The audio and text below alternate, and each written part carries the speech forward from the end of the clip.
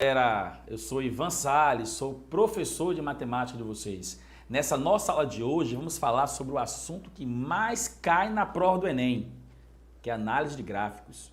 Bem, galera, essa análise de gráficos não necessariamente é apenas na prova de matemática.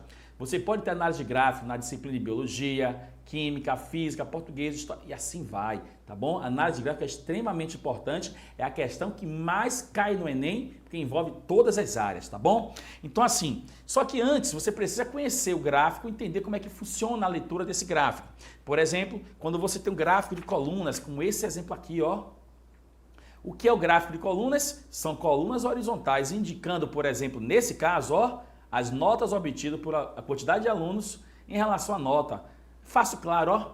Quantos alunos obteve nota 3? 3 alunos. Quantos alunos obteve nota 5? 2 alunos. Observe que 2 e 7, nenhum dos alunos obteve essas duas notas. É a leitura fácil e clara do gráfico de colunas, tá bom? Bem, temos também outro tipo de gráfico bem legal, que é o gráfico de barras. Muito parecido com a de colunas, só que as barras elas são horizontais. E temos a mesma ideia, observe a escala de valores, a escala de elementos dos dados que nós temos aqui, tá bom? Nesse caso, representa o consumo de energia nos últimos 7 meses, tá bom? Bem, outros gráficos também importantes é o gráfico de linhas. Como o próprio nome diz, você tem linhas para ligar somente ao segmento de cada valor, cada dado absoluto em relação às nossas escalas. Por exemplo, se fosse coluna, seria uma barrinha, coluna até 80. Aqui, ó, até 40 e assim vai. A leitura de gráfico de linhas é também muito simples. Ele mostra onde está descendo, está subindo, aumento, desconto, aumentou, reduziu, tá bom? Claramente usando o gráfico de linhas. Um outro tipo de gráfico muito importante, muito utilizado, aparece o tempo todo na TV, nos jornais e tanto faz, ó galera, é o gráfico de setores, também conhecido aí como gráfico de pizza, deu até fome galera, olha só. O gráfico de setores, ele é muito utilizado para representar dados que estão na forma de porcentagem. Repare que em relação ao total, temos que 42%, por exemplo, gosta de filme de ação.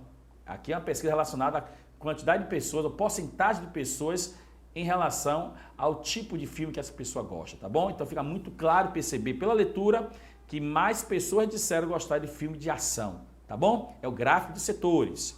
Um outro tipo de gráfico muito comum é o histograma. Olha aqui o histograma, tá bom? Observe que nesse caso existe uma sequência, uma continuidade, dos elementos nessa colunazinha aqui, tá bom? É o que deixa bem claro o que é o histograma. Algo muito moderno hoje em dia é o infográfico. Galera, o infográfico, por exemplo, o que é que ele faz? Como é que é escrito isso aqui? Como é que é elaborado? Nesse caso, o consumo de papel por pessoa. Observe que foi colocado a quantidade de papéis representando os dados, ó. O Brasil, por exemplo, consome 41,2 kg por cada pessoa, consome isso aqui, ó. Observe que é papel indicando pesquisa de papéis, tá bom? Então o infográfico ele tem essa característica, tá bom? Vamos aqui resolver uma questão com o uso de gráfico no Enem? Olha essa questão, muito simples. O termo agronegócio não se refere à agricultura e à pecuária, pois, as atividades ligadas a essa produção incluem fornecedores de equipamentos, serviços para a zona rural, industrialização e comercialização dos produtos. O gráfico a seguir mostra a participação percentual do agronegócio no PIB brasileiro.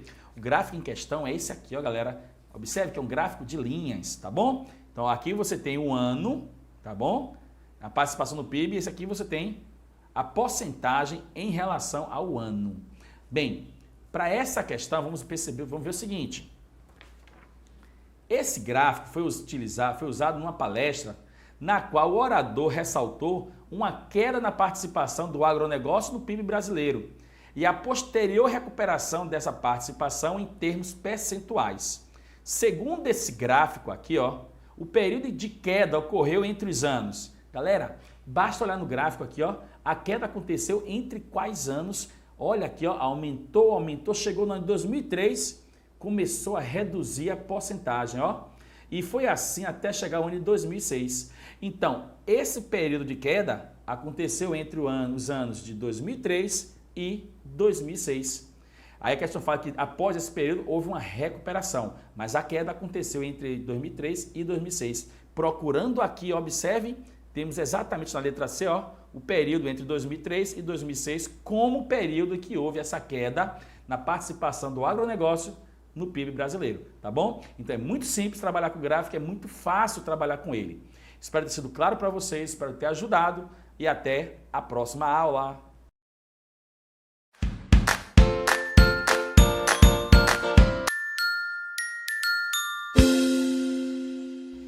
Olá, eu sou Carol Silveira, professora de interpretação textual, e a nossa aula de hoje é para falar de interpretação de gráficos. Normalmente vocês não gostam muito de gráfico, acham que é complexo, confuso. Na verdade, o que você precisa ter em mente é que o gráfico une normalmente uma linguagem verbal e uma linguagem não verbal, ou seja, imagem e palavra. E normalmente o quê? Números, né? Porcentagens, estatísticas, por aí vai. Essa junção desses dois tipos de linguagem acontece no que nós chamamos de textos híbridos, tá?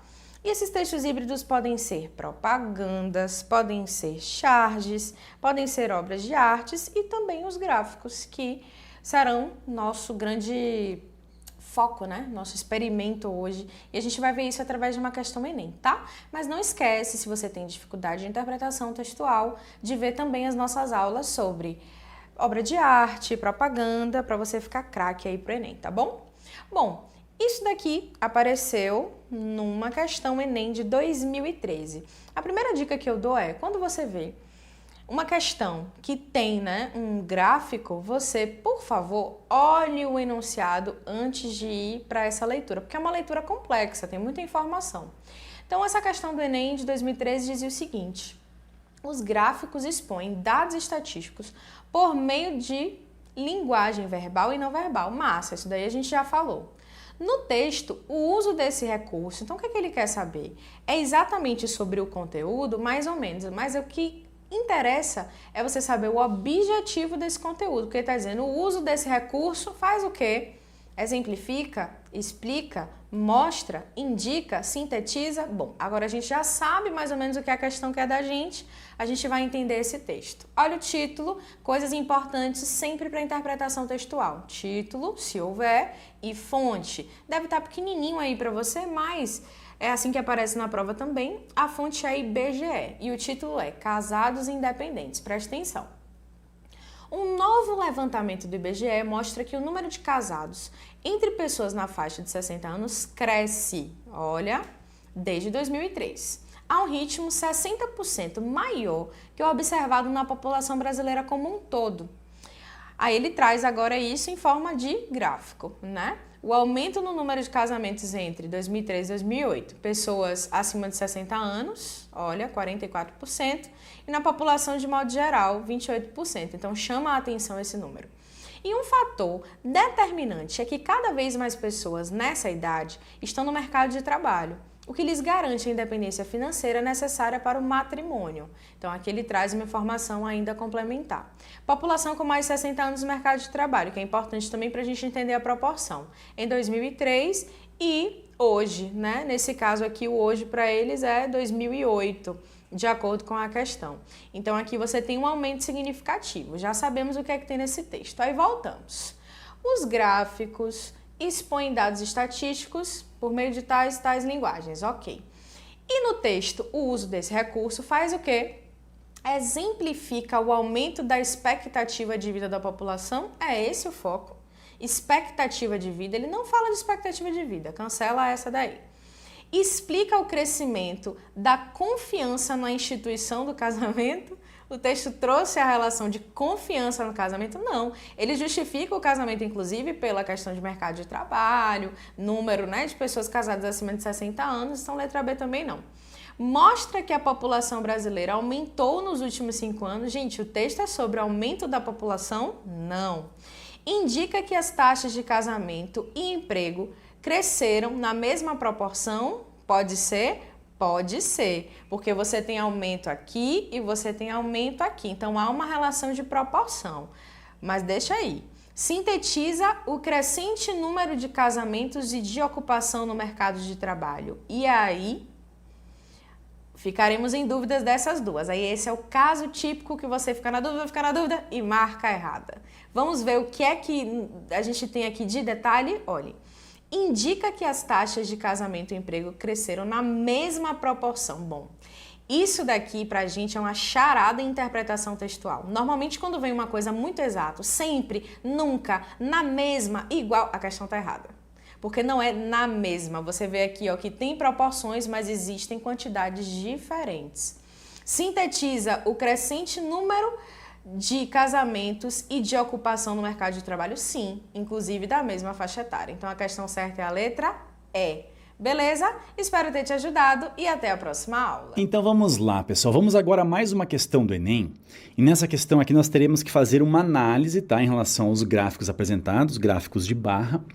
Mas a dificuldade não consiste nisso daí. A dificuldade, vamos dizer assim, é porque ela é um pouco trabalhosa, porque algumas continhas, tá, que envolvem vírgula, divisão com números decimais, elas são necessárias de serem feitas. A gente tem que analisar qual das 5 situações, no caso, receberá aí o maior investimento. Então tem que fazer uma por uma. Claro que a gente pode eliminar algumas ali, já fazendo uma consideração, e eu vou explicar isso para vocês, tá? Primeiramente, é muito importante que você entenda o enunciado. Diz assim, ó, a taxa de urbanização de um município é dada pela razão entre a população urbana e a população total do município, isto é, a soma das populações rural e urbana. A gente pode colocar até assim, né? TU, taxa de urbanização, é a razão entre quem, gente?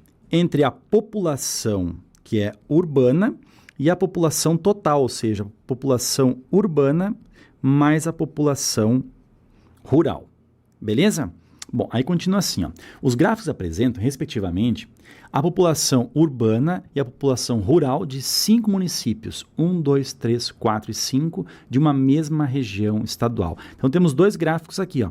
Uma fala da quantidade da população urbana e outra da população rural, beleza? Dos 5 municípios aqui. Bom, em uma reunião entre o governo do estado e os prefeitos desses municípios, ficou acordado que o município com maior taxa de urbanização, ou seja, maior valor encontrado nessa razão que nós temos aqui, tá, gente? Receberá um investimento extra em infraestrutura. E aqui embaixo nós temos a pergunta, ó. Segundo o acordo, qual município receberá o investimento? Ou seja, qual desses municípios aí terá a maior taxa de urbanização?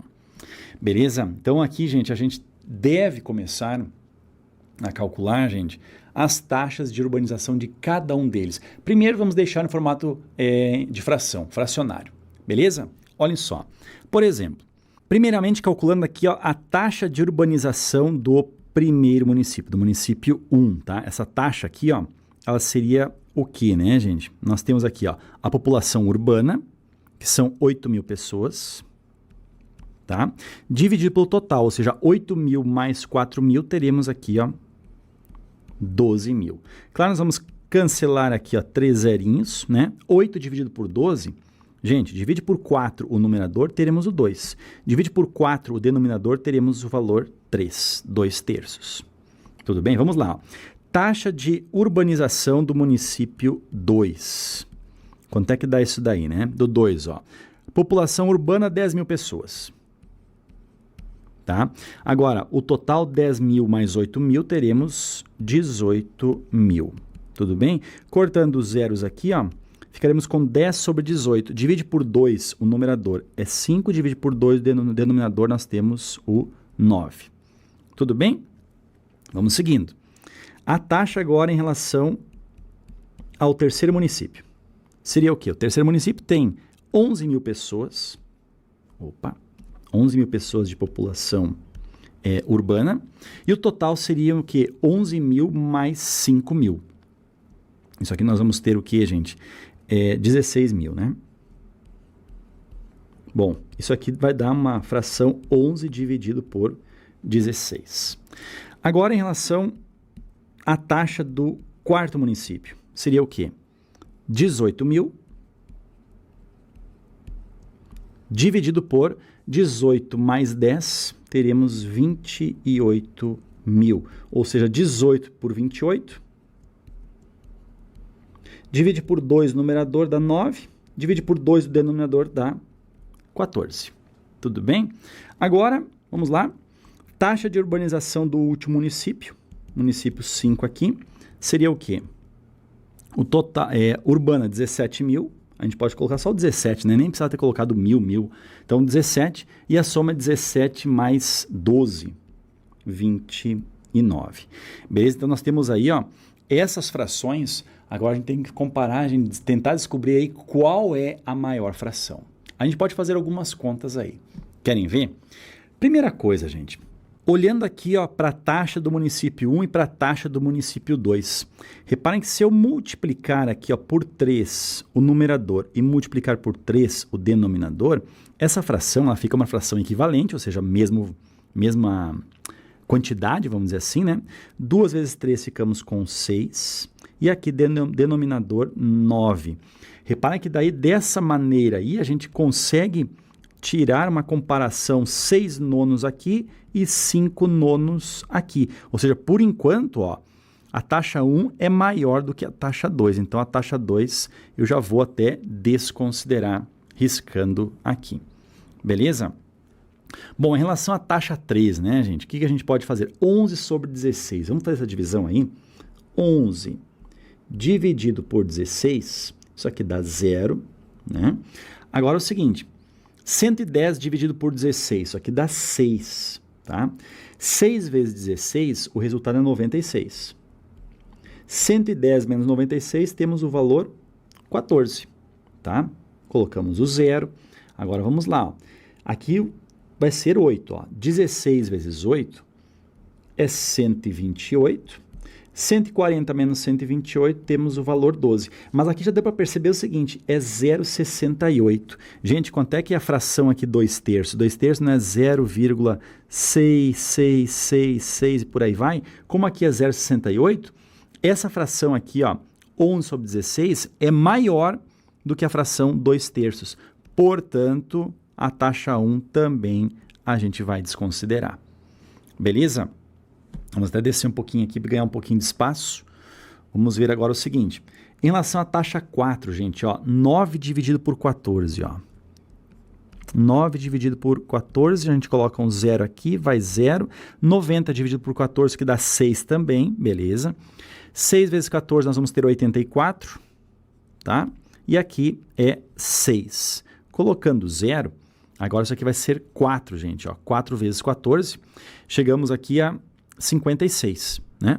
Enfim, já deu para perceber que sendo decimal 64 é um valor menor do que 68. Então a gente vai desconsiderar essa daqui, ó, 9 sobre 14. Por enquanto, a taxa 13 é a maior.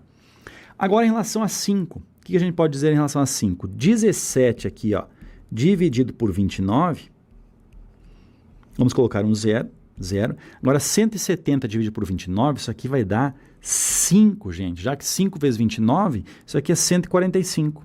Tá? Não dá para colocar o valor 6. Bom, 0,5 a gente já considera que é menor do que 0,68. Então, também essa taxa 5 está fora de cogitação. Então, quem ficou maior aí, gente? Maior taxa de urbanização foi do município 3. A alternativa correta é a letra C de Canadá. Beleza? Certinho? Gente, é uma questão aí, dá para se dizer, é uma questão um tanto chata, tem que resolver essas divisões aí, mas é uma questão que a gente não pode perder, né? Não dá para deixar de acertar esse tipo de questão. Beleza? Gente, um abração, bons estudos e até mais.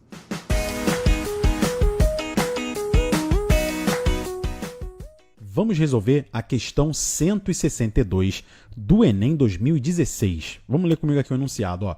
O cultivo de uma flor rara só é viável se do mês do plantio para o mês subsequente, ou seja, o mês seguinte, o clima da região possuir as seguintes peculiaridades. Primeira peculiaridade, a variação do nível de chuvas, que é a pluviosidade, nesses meses não for superior a 50 milímetros, não pode variar mais do que 50 milímetros. A temperatura mínima nesses meses for superior a 15 graus. Então, vou ter que ver a temperatura mínima, ela tem que estar acima de 15 graus.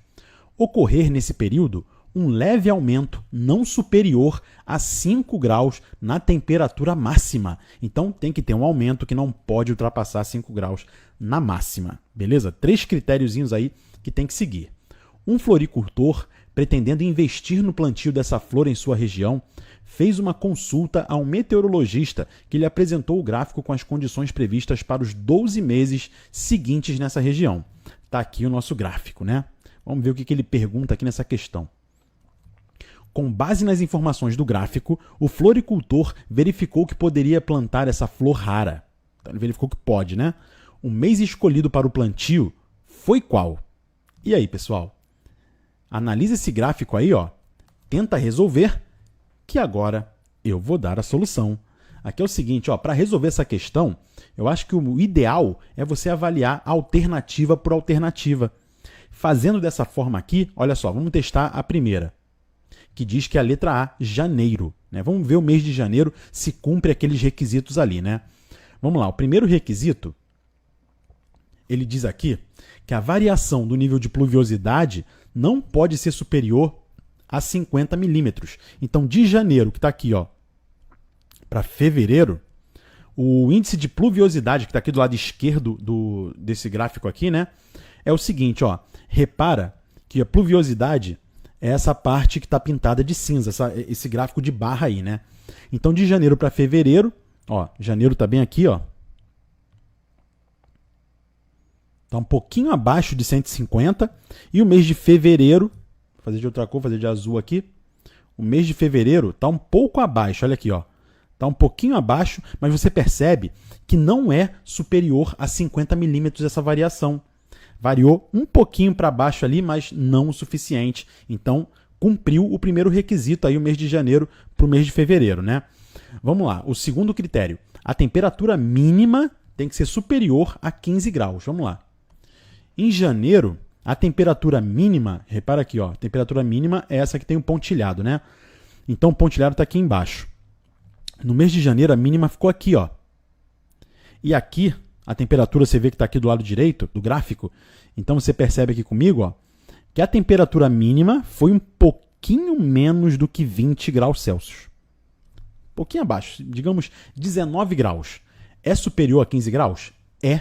Beleza. Então, cumpriu ali, né, do mês de janeiro, cumpriu esse requisito. Agora, o mês de fevereiro aqui, ó. Ó, em fevereiro está aqui a temperatura mínima. Repara que teve um leve aumento, mas ela ficou aqui acima dos 15 graus também, plenamente aceitável. É ou não é? Agora aqui, ó. Agora, ocorrer nesse período um leve aumento não superior a 5 graus na temperatura máxima. Então tem que ter uma elevação na temperatura, só que não pode ser mais do que 5 graus. Repara que de janeiro para fevereiro, isso acontece, olha aqui, ó, mês de janeiro, a temperatura máxima, que está aqui em cima, né, ó.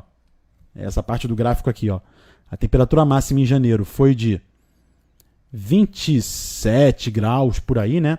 E em fevereiro, tá aqui, ó, né? Aqui tá a temperatura máxima de fevereiro, está abaixo de 30. Então você percebe que essa variação, né, esse aumento da temperatura de janeiro para fevereiro aumentou, né, de fato, e não foi superior a 5 graus. Então o mês de janeiro cumpriu todos os requisitos ali necessários. Então, de fato, ao testar a primeira alternativa, eu já chego à resposta, que é a letra A. De A, eu tô maluco para mandar bem no Enem e vou junto com o Procópio rumo ao meu sucesso em matemática. Você que está aí na sua casa agora, pode testar. Testa para o mês de fevereiro, agosto, novembro, dezembro. Eles vão falhar em pelo menos um desses requisitos aqui. Você percebe que vai ter alguma falha, beleza? Eu não vou fazer aqui, fica como exercício para você verificar cada um desses outros meses aí em casa. Beleza, pessoal? Então, bora resolver a questão 138 da prova amarela do Enem 2019. Bora lá. O gráfico a seguir mostra a evolução mensal das vendas de certo produto de julho a novembro de 2011. Então, nós temos aqui o gráficozinho, não é isso? Continuar lendo aqui. Sabendo-se que o mês de julho foi o pior momento da empresa em 2011 e que o número de unidades vendidas desse produto em dezembro de 2011 foi igual à média aritmética do número de unidades vendidas nos meses de julho a novembro desse mês. Então, dezembro foi a média aritmética dos meses anteriores. O gerente de vendas disse em uma reunião da diretoria que se essa redução no número de unidades vendidas de novembro para dezembro de 2011 se mantivesse constante, nos meses subsequentes as vendas só voltariam a ficar pior que julho de 2011 apenas no final de 2012. O diretor financeiro rebateu imediatamente esse argumento, mostrando que, mantida a tendência, isso aconteceria já em... Legal. Então, primeira coisa, bora achar o seguinte. Primeira coisa, bora achar dezembro, tá? Então, você tem aqui, ó, o mês de dezembro, ok? Você já sabe que vai ter um decrescimento, não sei quanto é esse decrescimento, tá? Então, vem daqui para cá, tá ok? Nesse período aqui que seria dezembro. Para eu achar esse valor de dezembro, eu tenho que fazer a média aritmética desses caras todinhos aqui. Julho, agosto, setembro, outubro, novembro, tá? Então, bora lá fazer aqui, ó. Julho, agosto, setembro, outubro e novembro, tá? Então, bora fazer a média aritmética dessa galera aí. Então, eu tenho o seguinte aqui, ó. Então, a média aritmética vai ser igual... Aí eu vou somar todo mundo ali. 700... mais agosto, 2.500, mais setembro é o mesmo valor, 2.500, mais outubro seria 2.800, e novembro seria 2.700, ok? Tudo isso aqui dividido por 1, 2, 3, 4, 5. 5 valores, tá? Então a média você soma e divide pelo número de termos que você estaria somando, tá ok? Então essa soma aqui em cima daria o quê? 11.200 dividido para 5, tá ok? Então essa média aritmética vai ser igual... Dividir por 5 é tranquilo, né? Você dobra o carinha ali e anda uma casa. Então vai dar isso aqui. Então vai dar 2.240, tá bom? Então essa é a média aritmética. E ele falou que essa média é exatamente a mesma coisa que o mês de dezembro. Então bora voltar para o nosso gráficozinho aqui. Então o nosso gráficozinho aqui, dezembro, esse valor, tá? Seria 2.240, né? Então vamos botar aqui, 2.240, tá bom? Como eu não tinha o valor, então ele está meio fora de escala, né? Ele está acima do 2.500, mas não interessa. Então esse valor aqui, ó, dezembro seria esse cara, e aqui em novembro seria quanto? 2.700. Tá ok? Legal. Repara que ele falou que esse decrescimento a partir de dezembro ele vai ser constante. Então daqui para cá, quanto foi que decresceu? De 2.700 para 2.240. Isso aqui vai reduzir o que? Exatamente 460 de redução. Né? Então aqui você tem uma redução de 460. Então repara o seguinte, eu tenho o valor de dezembro desse ano aí, que vai ser 2.240. E aí os próximos meses, por exemplo, janeiro, fevereiro, março, você vai reduzindo de 460 em 460, tá bom? Então, vou pegar uma outra cor para ir reduzindo os valores, tá? Então, basta você ir reduzindo. Então, de dezembro para janeiro, você vai reduzir 460, então isso aqui vai dar 1.780, tá bom? E aí você vai reduzir mais 460, vai dar 1.320, você vai reduzir mais 460, aqui vai dar 860, tudo bem?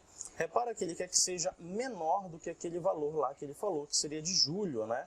Para ser melhor que julho ainda não dá, março, bora botar abril aqui mais, menos 460 vai dar 400. Opa, repara que baixou esse valor. Então a resposta certa seria abril e não final do ano, não é isso?